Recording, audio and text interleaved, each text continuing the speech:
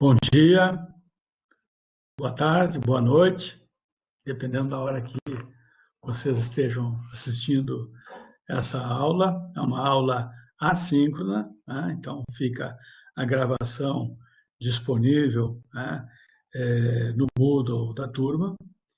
Eu queria, com essa aula de hoje, fazer uma apresentação do ambiente intelectual e do início da historiografia grega, né? Nós temos como atividade, nesse primeiro módulo, o debate de um texto de um historiador grego tardio, ou seja, posterior, que é o Plutarco, né, que vai escrever biografias, né?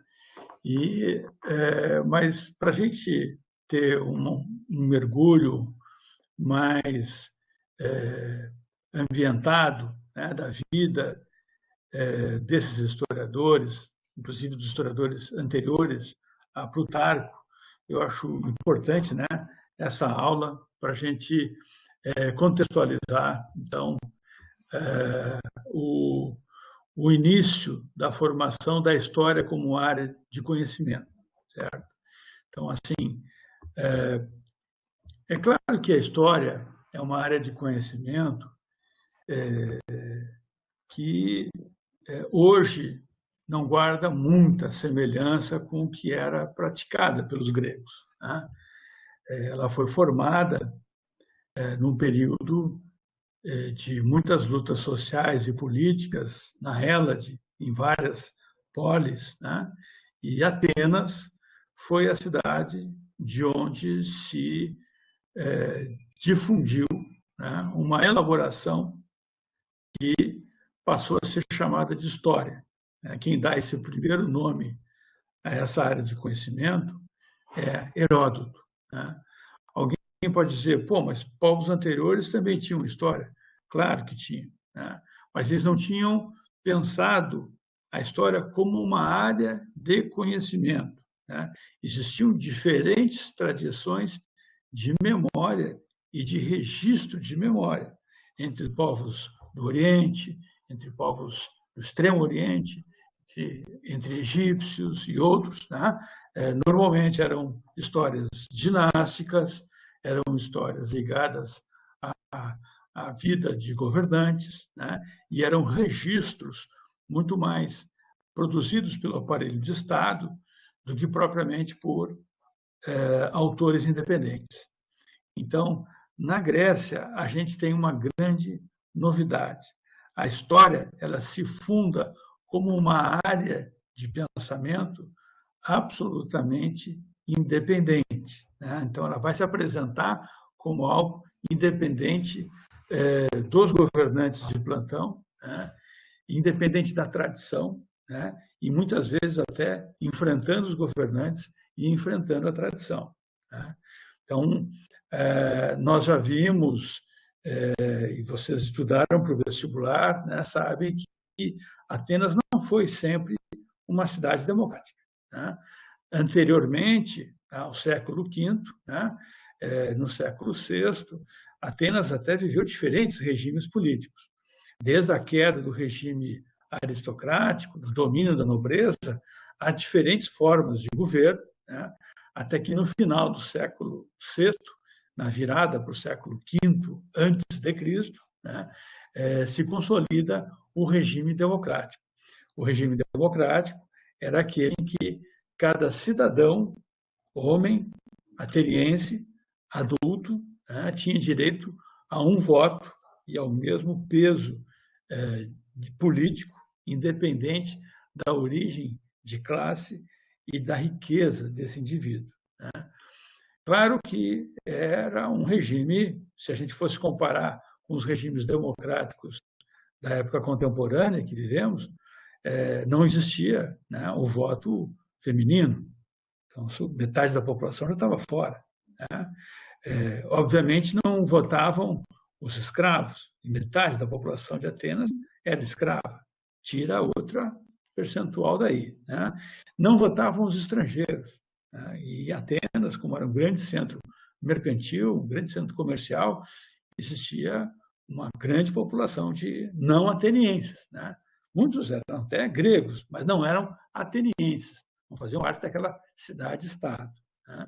Então, nesse contexto, né, a política em Atenas, né, ela era exercida por uma parcela pequena, demograficamente, da população, mas mesmo sendo um percentual pequeno, entre esses votantes, entre esses participantes do regime democrático, existiam desde camponeses e artesãos pobres até ricos comerciantes e nobres, senhores de escravos e proprietários fundiários, né? Então, o grupo de eleitores, de cidadãos, né, dessa polis, ele era socialmente bastante heterogêneo, né? E isso é uma novidade, é uma invenção, uma novidade no mundo antigo, né?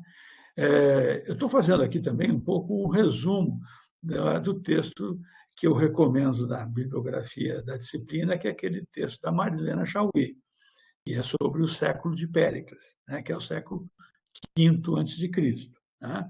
Então, o século V a.C. é um século muito longo, né? Claro que todo século tem 100 anos, todo século é igual, mas eu digo que é muito longo na conjuntura da história ateniense, né? Porque tem uma primeira metade do século V, que é da guerra dos gregos contra os persas, um inimigo externo, um grande império persa. E há uma segunda metade do século V a.C., que é a Guerra do Peloponeso.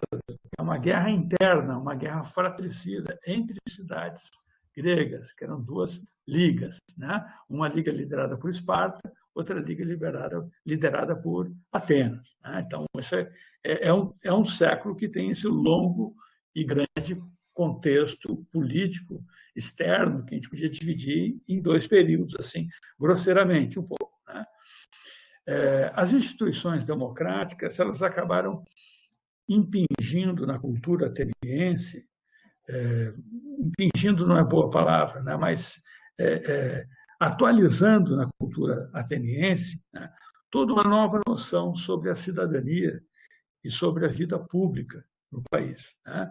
Então, o teatro ele jogava um papel político importante na vida da polis, né? E não só de Atenas, gregas, né?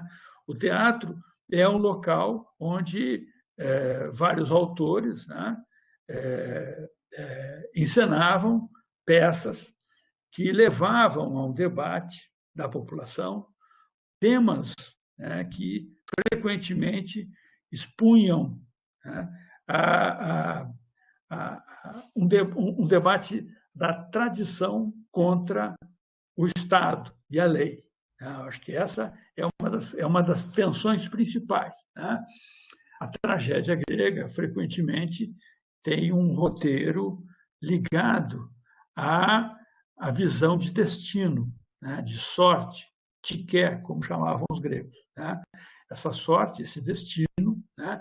Ele já estava definido pelos deuses e caberia às pessoas, através dos oráculos, auscultar, entender, interpretar os seus destinos, né? Para assim poder trilhar uma vida sem enfrentar a vontade dos deuses, né? Essa era uma visão tradicional da sociedade grega, lá pelo período dos seus primórdios. Isso vai ser apropriado pelo teatro.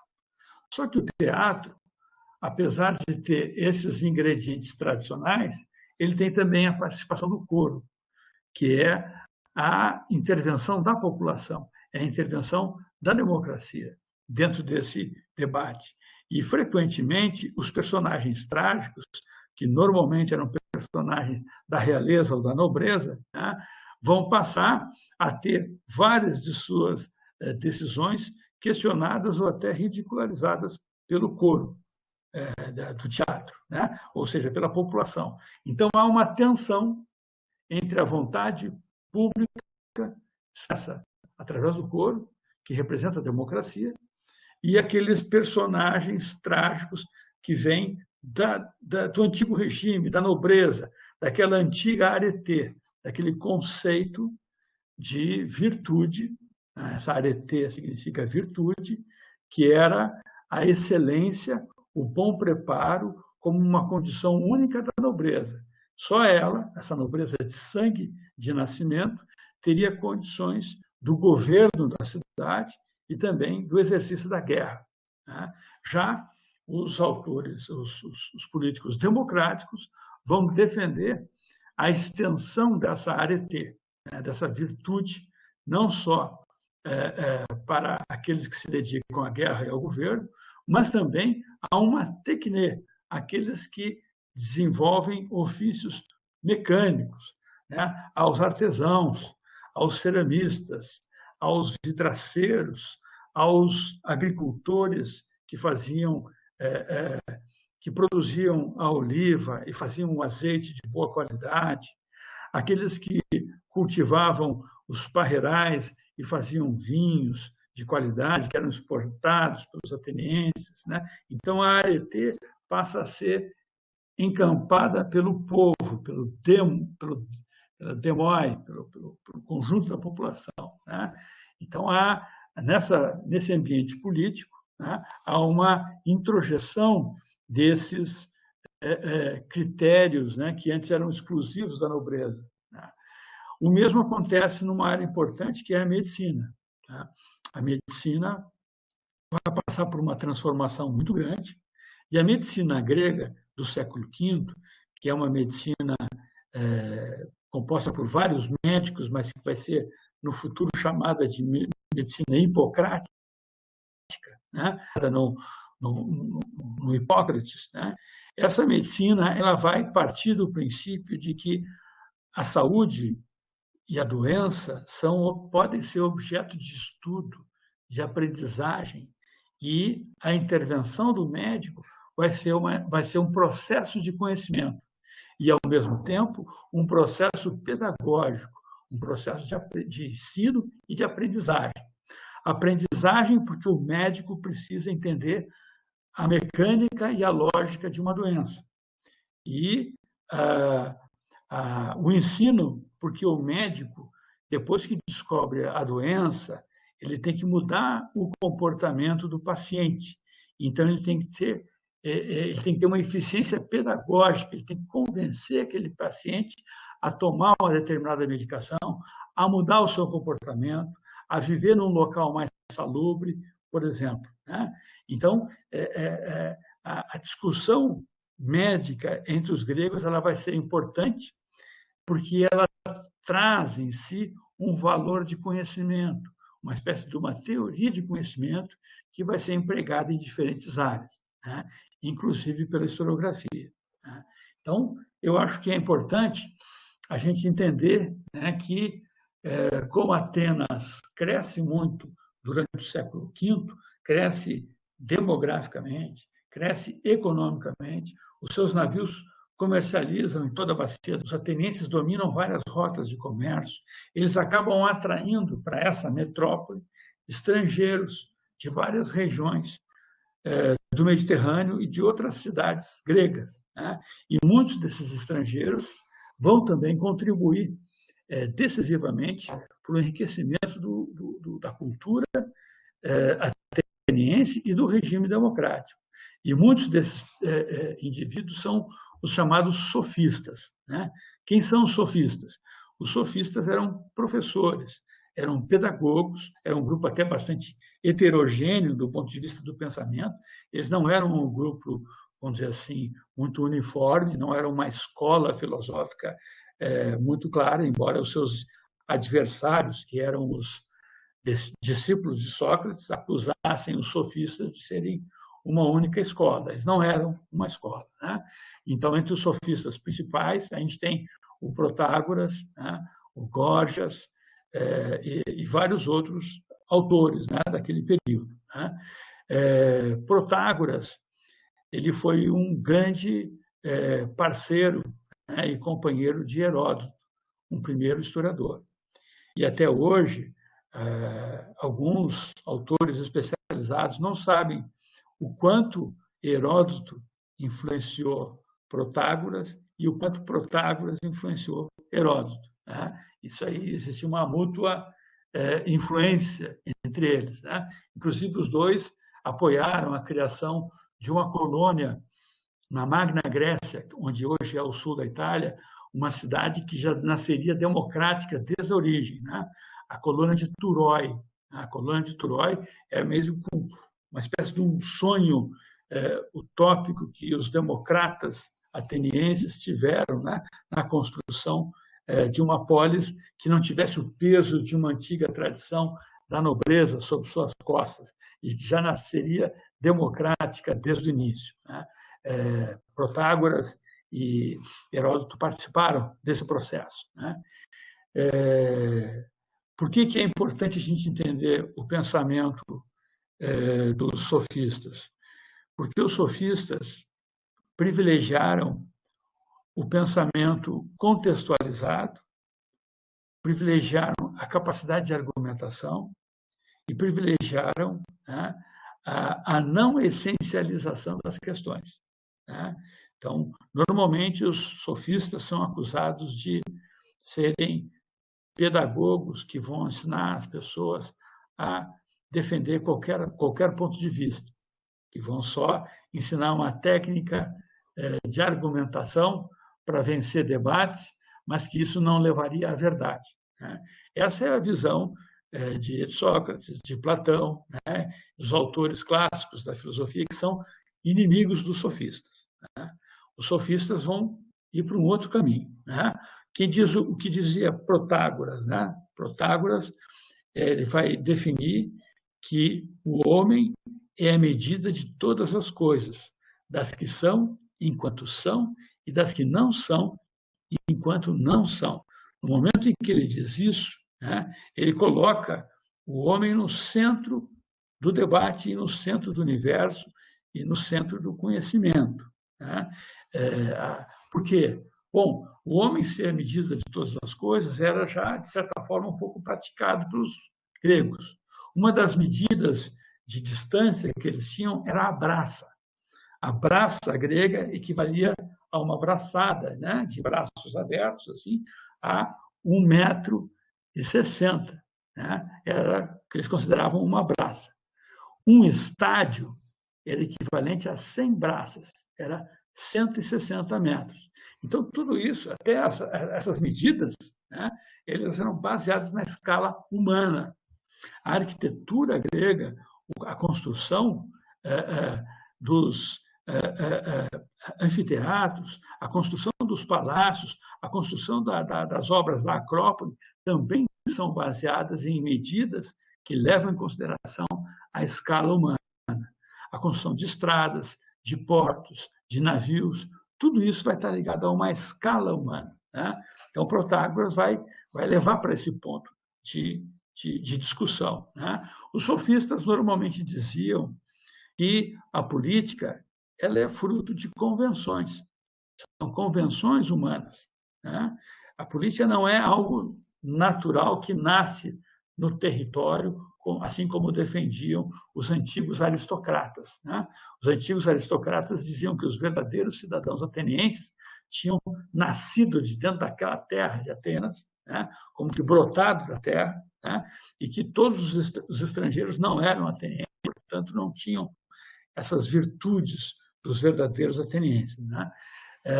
Para os sofistas, né, o importante é como que as pessoas pensam a política em cada país, né? E aí há uma influência de Heródoto para os sofistas.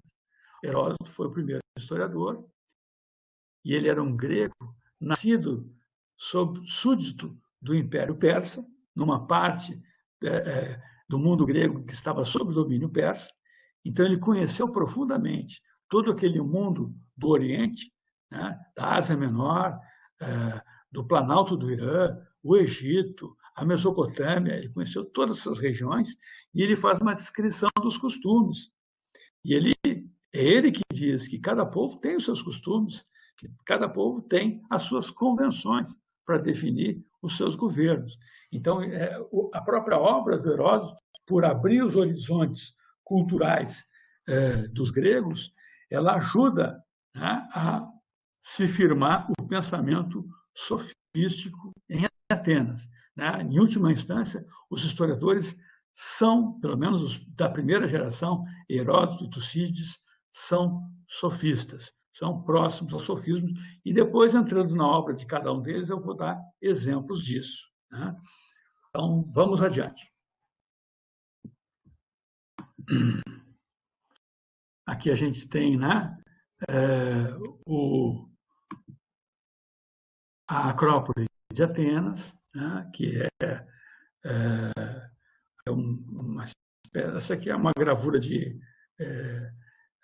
uma pintura, na verdade é uma fotografia pintada, né, da atual Atenas, mistura a parte antiga com a parte nova lá no fundo, né, que vocês podem ver.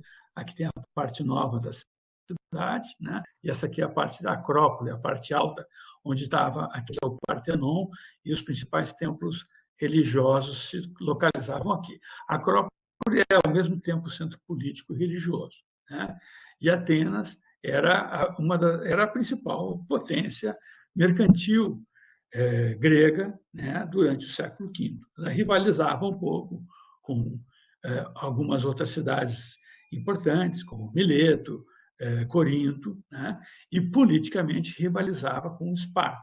Esparta não era exatamente um centro comercial, era muito mais um centro político e militar importante. Né?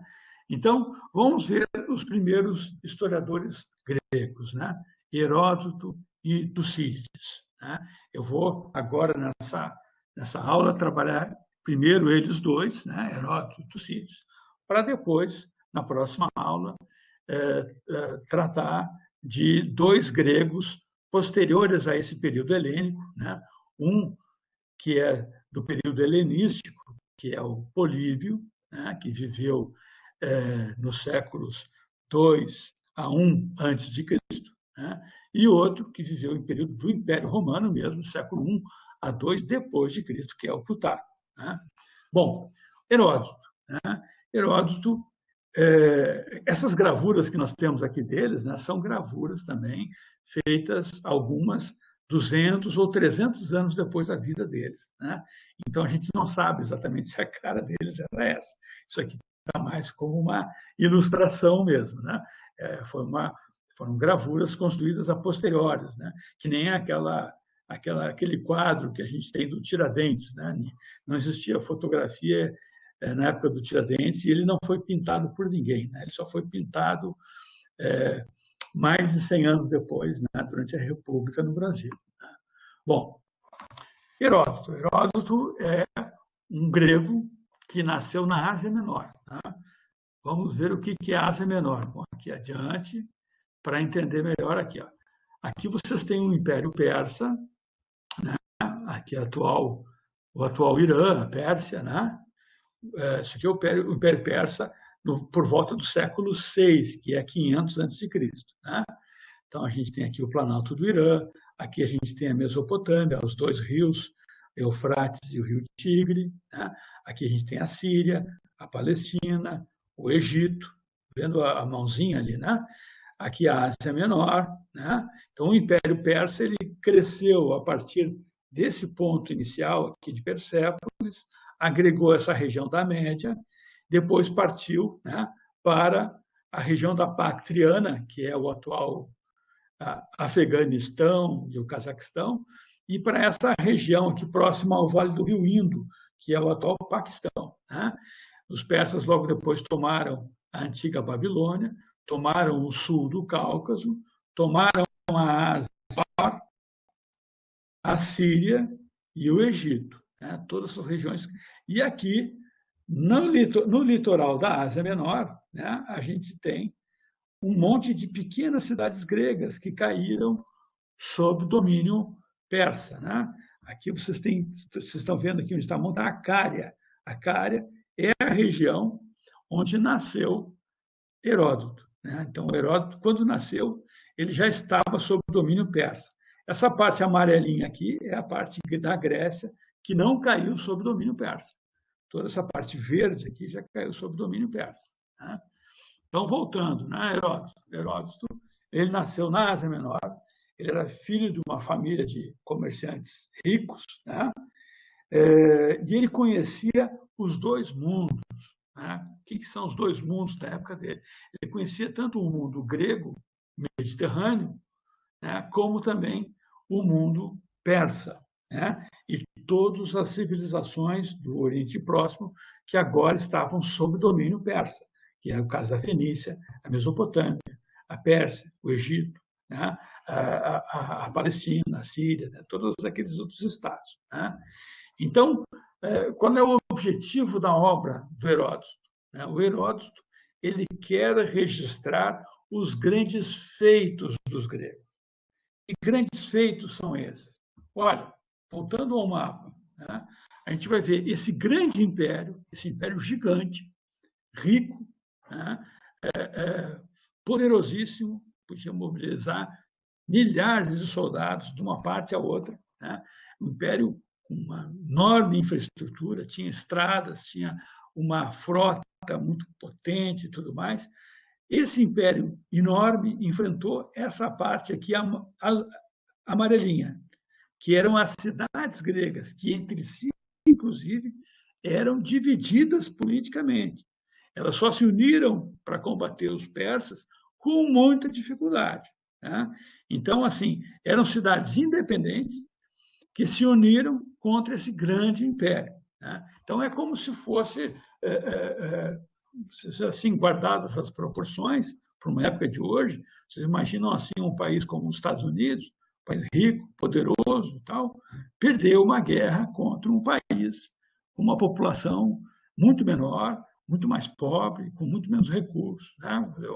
É como se fosse os Estados Unidos perder uma guerra contra a Nicarágua, contra o Panamá, contra Cuba. Era essa a proporção em jogo. Né? Então, algo que era muito, vamos dizer assim, inacreditável para o período, acabou acontecendo. Os gregos conseguiram vencer as guerras contra os persas por uma série de fatores, né? E de circunstâncias e tal, mas eles conseguiram vencer essa guerra, né? E isso é explicado por Heródoto. Né? Heródoto tenta explicar por que isso acontece. Né? Uma das teses centrais do Heródoto é o conceito de equilíbrio e a noção, isso a híbris é uma noção de ruptura do equilíbrio. Né? Ou seja, quando alguém tem uma ambição desmedida, normalmente essa ambição vai acabar numa tragédia, numa grande perda e numa tragédia. Né? Então, para Heródoto, isso é um pensamento muito tradicional entre os gregos, é bem antigo. Ele anima também as tragédias do teatro. Né? É a ideia de que a humanidade ela foi condenada pelos deuses a viver na pobreza, na tristeza e na dor. Né? Então, qualquer período de riqueza, de opulência e de felicidade, ele logo vai ser seguido por uma queda. Né? Então, é uma noção de roda da fortuna, né? Uma noção de que o mundo tem essa tensão. Né? Mas Heródoto ele está muito influenciado também pelos debates do século e pela questão da vontade humana.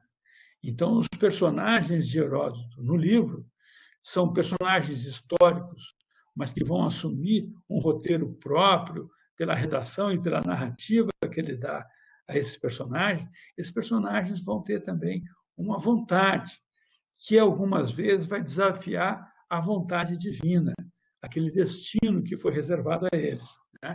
Então, essa é uma constante na obra do Heródoto. É uma tensão entre a vontade divina e a vontade dos homens. Né? Isso vai aparecer, né? E é importante para que seja entendido, né, o contexto em que ele vai narrando isso. Heródoto, então, ele tem essas luzes, vamos dizer assim, do século V, mas ele é um homem da transição. Ele guarda consigo também uma grande herança do pensamento grego tradicional. Né? Ao longo da obra, ele vai fazer uma descrição dos costumes de outros povos.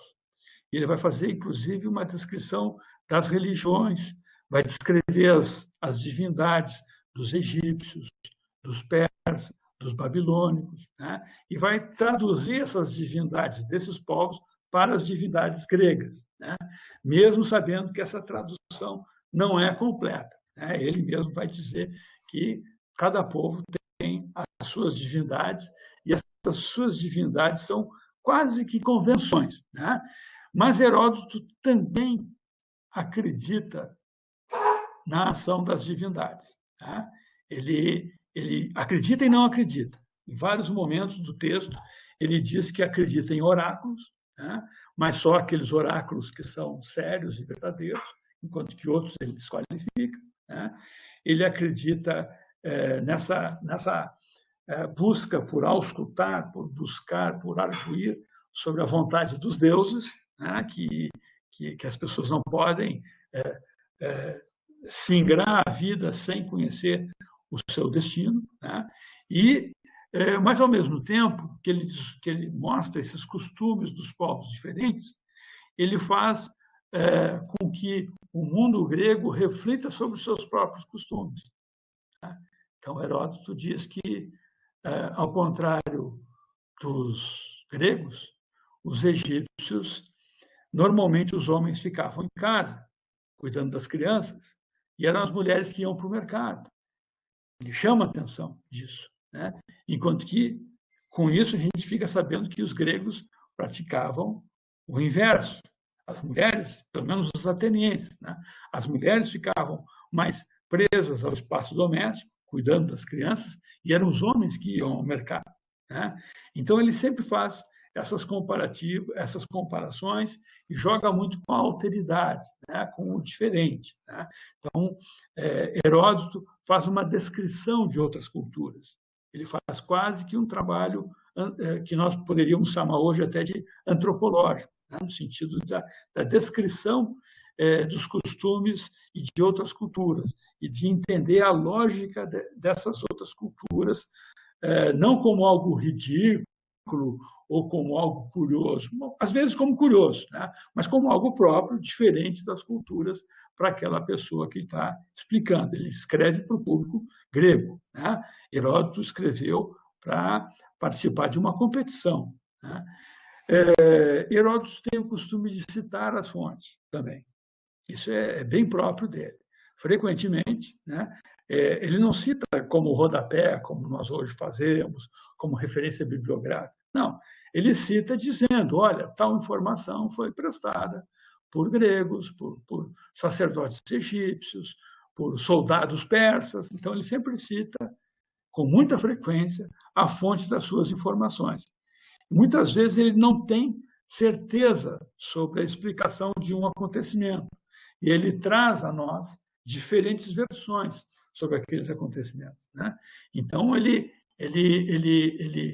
abre a sua oficina para o leitor, né? Ele mostra para o leitor quais os procedimentos de pesquisa que ele teve e quais, inclusive, quais as dúvidas que ele teve, né? Isso é uma forma bastante honesta de trabalhar, né? Muitas vezes ele conta histórias enormes e, no final, ele diz que não acredita naquilo, mas que ele ouviu falar de comerciantes, de sacerdotes, de outras pessoas. Então, ele passa para nós aquela informação. Às vezes, porque são histórias interessantes, né? E ele gosta de embalar o público com histórias interessantes também. Isso faz parte da narrativa do Heródoto, né? Heródoto tem uma influência sofista, que aparece em vários momentos da obra, né? Em um dos momentos emblemáticos é quando ele descreve um problema ginástico que aconteceu no Império Persa, antes mesmo da guerra com os gregos, né? Quando o futuro imperador Dario era apenas um nobre persa e ele comanda uma conspiração para derrubar um imperador que era visto como um usurpador, que era alguém que não tinha o direito dinástico de estar exercendo o poder entre os persas, né? E aí, na hora da conspiração, ele reúne outros nobres. E aí eles combinam como que vão fazer para entrar no palácio, inclusive, para botar alguém lá dentro, né? E aí ele diz para um nobre, você vai lá, se apresenta, você é um nobre persa, você vai entrar facilmente no palácio. Se o guarda perguntar alguma coisa, você mente para o guarda, mas entra no palácio. Aí esse nobre persa pergunta para Dario: mas Dario, você está dizendo que eu devo mentir? E Dario diz: sim, minta, porque às vezes a mentira pode libertar, enquanto que a verdade pode servir também para oprimir. Então, quando ele usa esse jogo de palavras, que não é um mero jogo de palavras, é uma questão de contexto, né, que é próprio do pensamento sofístico, né, Heródoto está sendo altamente sofista. Né, está dizendo que mentira ou verdade não existem em essência. Né, elas podem ser usadas conforme o contexto, né, e a necessidade do momento. Né. Então, isso ele diz: ó, se é para libertar os persas de um tirano que está ilegitimamente governando, usemos a mentira, porque a mentira pode libertar. Né? Ele usa essa argumentação. Então, a influência sofista fica bem colocada aí. Né? Bom, a obra de Heródoto foi lida em praça pública, num concurso, numa competição de narrativas, né? Coisa que era muito comum na Atenas antiga. Né? E ele ganha um prêmio, inclusive, com isso. Ele ganha um prêmio de 10.000 dracmas, né? Que era, na época, um dinheiro razoável. Né? Então, ele vai ser o fundador da história, né? E a história, para Heródoto, queria dizer investigação. Né? O conceito de história estava ligado ao conceito de investigação. Outro autor que nós temos aí, que é da segunda metade do século V a.C., né? Então, vocês estão vendo como é século V a.C., os anos são os anos de 400 ali, né? Isso aí a gente vai porque está recuando no tempo, né? Bom, acredita-se que Tucídides tenha nascido ali por volta de 460 a.C. e falecido por volta de 400. Né? Ele era nascido ateniense, ele era de origem nobre, mas era um partidário, um defensor do regime democrático. Né? Ele teve influência de pensadores sofistas, né? E vai continuar com esse gênero histórico, né? Só que a história dele é uma história em relação a do Heródoto com algumas modificações, e algumas modificações importantes. Né? Tucídides vai tratar do tempo presente, muito diferente de Heródoto, porque Heródoto, quando escreve, ele escreve sobre uma geração anterior.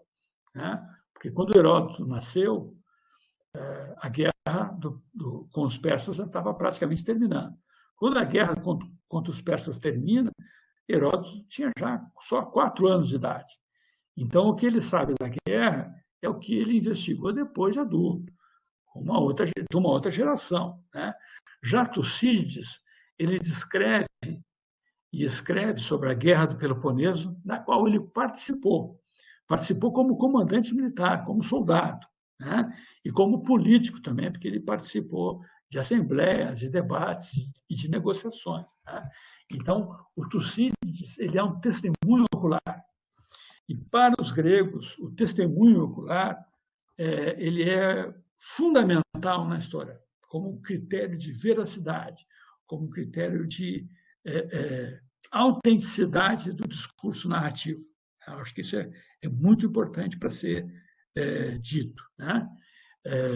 Tucídides ele é um dos poucos autores que expõe a sua metodologia também. Né?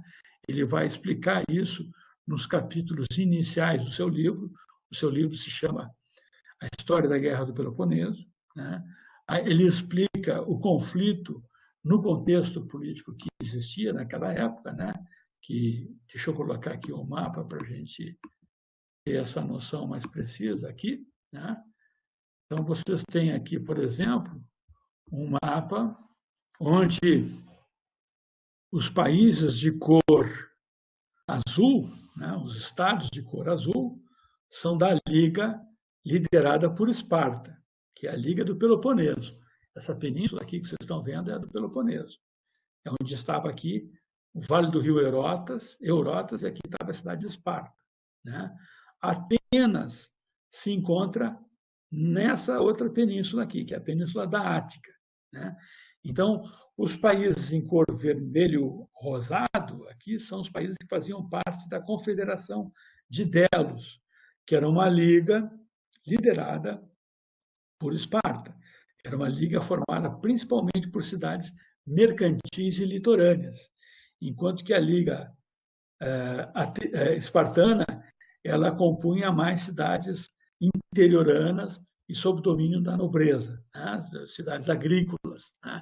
E essas cidades de cor cinza, aqui na Magna Grécia e aqui também no Épiro, são cidades que eram neutras ou que oscilaram durante a guerra, ora ao lado de Atenas, ora ao lado de Esparta. Né? A guerra foi muito longa, como vocês podem ver aqui, foi quase de 30 anos, né? De 431 a 404 a.C. Né? Então, o mundo grego compunha essa parte da Grécia Central, onde hoje é a atual República Grega, tinha essa parte aqui que era a Ásia Menor, que são as cidades gregas, que era uma parte muito rica, né?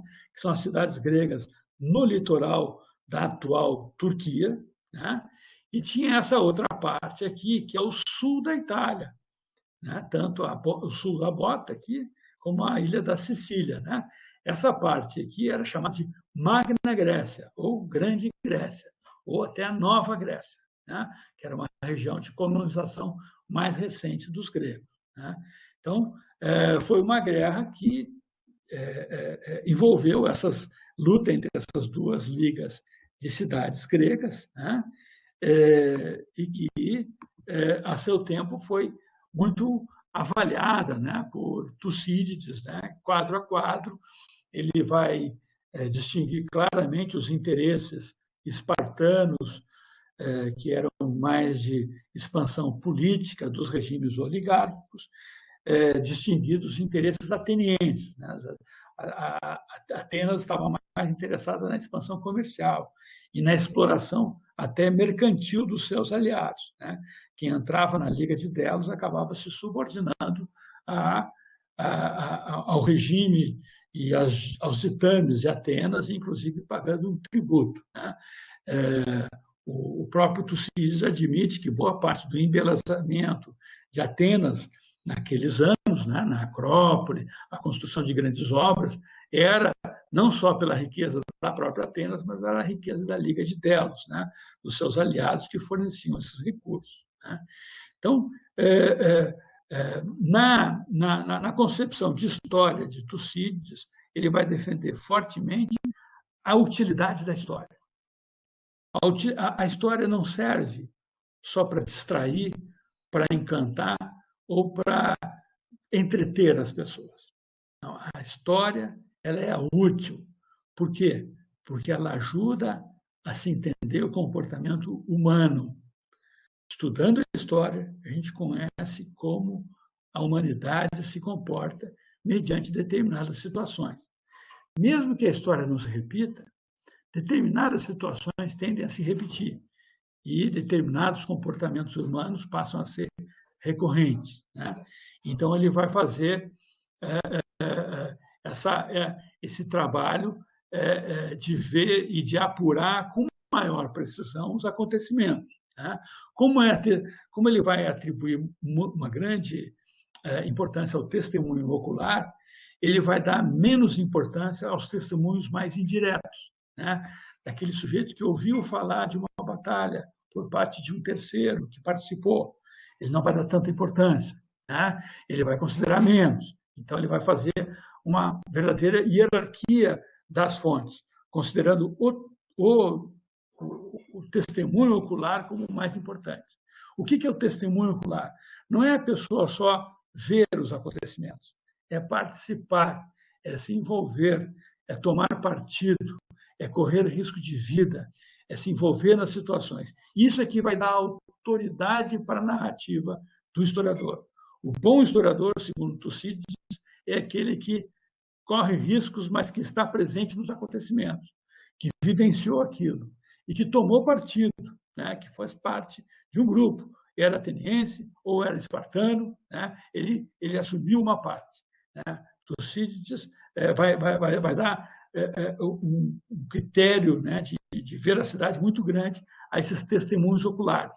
Mas o testemunho ocular não é um testemunho passivo, ele é um testemunho ativo. Ele é de alguém que vê a realidade, mas que interfere nela, que vive essa realidade também. Né? Então,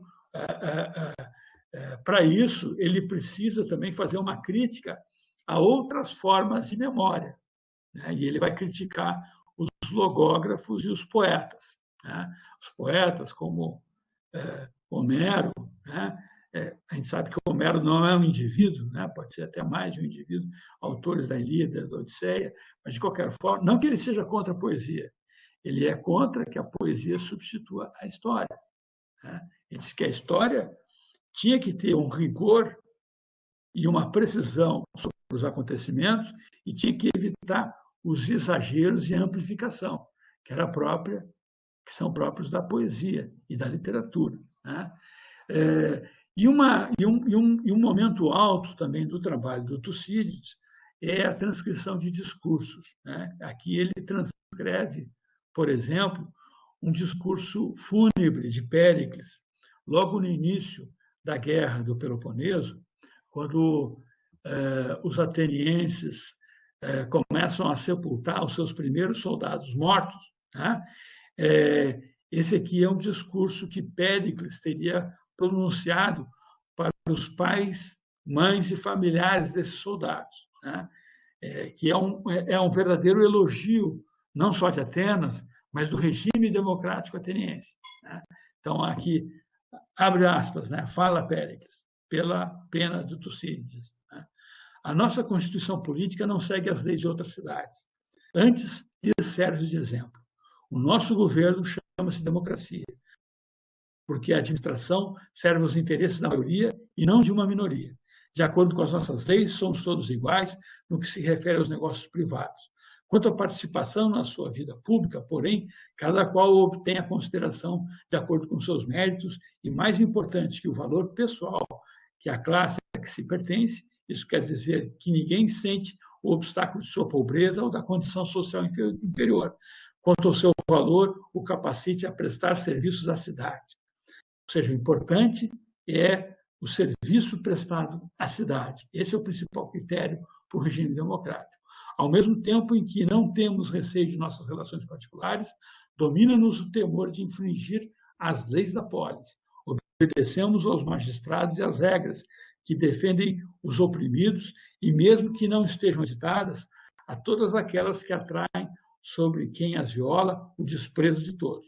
Para amenizar o trabalho, procuramos muitos recreios para a alma, instituímos jogos e festas que se sucedem a cada ano, e diversões que diariamente nos proporcionam deleite e diminuem a tristeza. A grandeza e a importância da nossa cidade atraem os tesouros de outras terras, de modo que não só desfrutamos dos nossos produtos, como aqueles do universo inteiro. Então, a democracia aqui passa a ser uma espécie de projeto, né? Um projeto importante, né? Nessa defesa que Tucídides faz, né? Colocando aqui boa parte do discurso de Péricles. Né? E aqui algumas considerações metodológicas do próprio Tucídides. Né? Na sua obra, ali no capítulo 20, a gente chama de capítulo hoje, né? Hoje seria o que nós chamamos de parágrafo, né? Os gregos chamavam de capítulo, enquanto que o livro é o que nós chamamos de capítulo. Né? Então, aqui no parágrafo 20, né, que é o capítulo 20, Tucídides diz: os homens, na verdade, aceitam uns dos outros relatos de segunda mão dos eventos passados, negligenciando pô-los à prova, ainda que tais eventos se relacionam com sua própria terra. Né? Ou seja, ele está falando dos homens comuns, que pegam os acontecimentos de segunda mão e não questionam, e muitas vezes passam adiante versões erradas, versões imprecisas. Né? Então, aí o que ele vai dizer? No parágrafo seguinte, ele diz sobre a origem, né, dos conflitos entre espartanos e atenienses.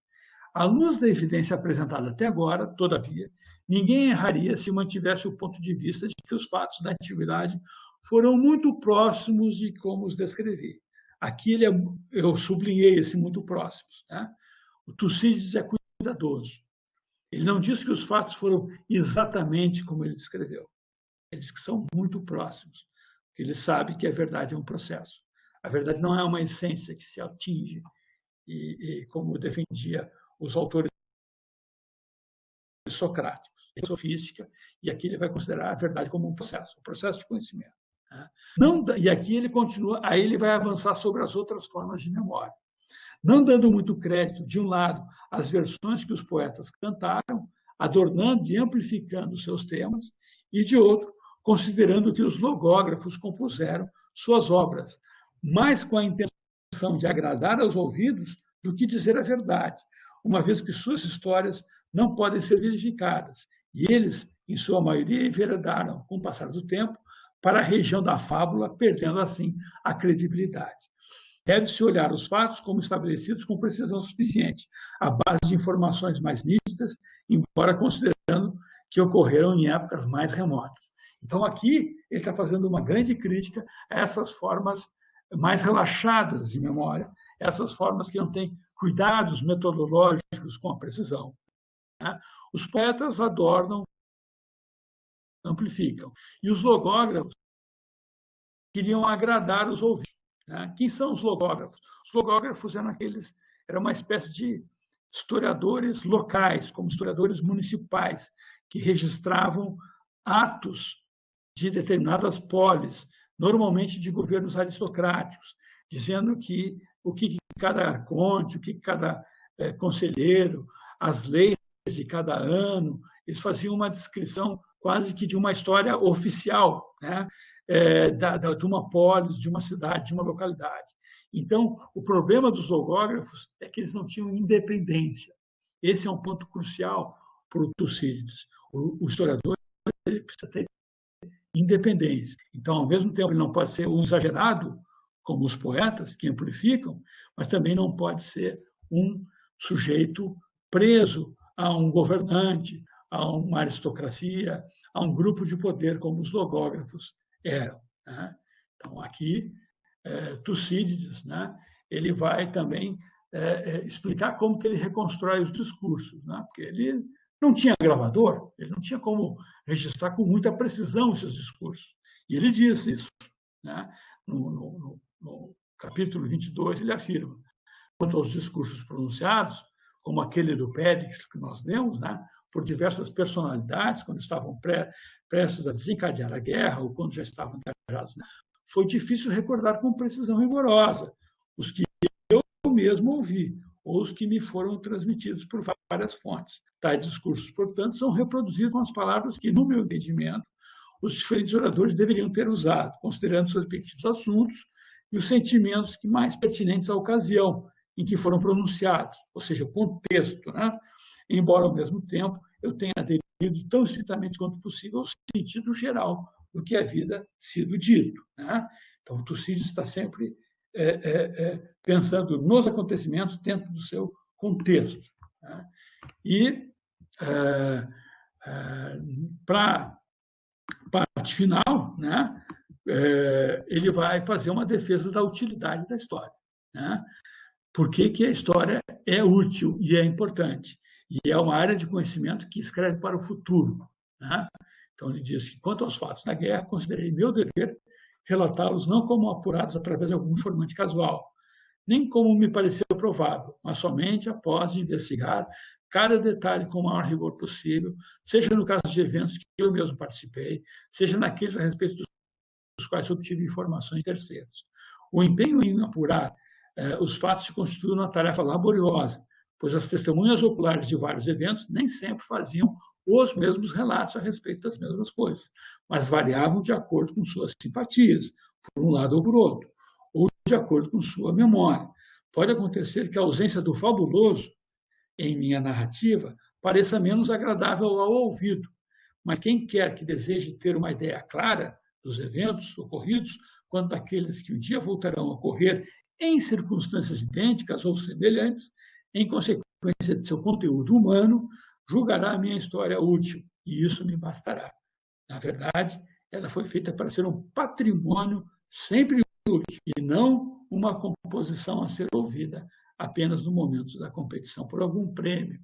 Bom, aqui é quase uma indireta, meio que direta mesmo, né, ao Heródoto, né, que ganhou a competição num prêmio. Né. Então, eu fico por aqui agora, né, nesse primeiro vídeo, mostrando esses dois primeiros historiadores. Né. Dúvidas vocês vão poder apresentar tanto por e-mail, mas de preferência na nossa aula síncrona, que acontecem todas as terças, às 8h20, às 9 horas da manhã. Certo? Então é isso.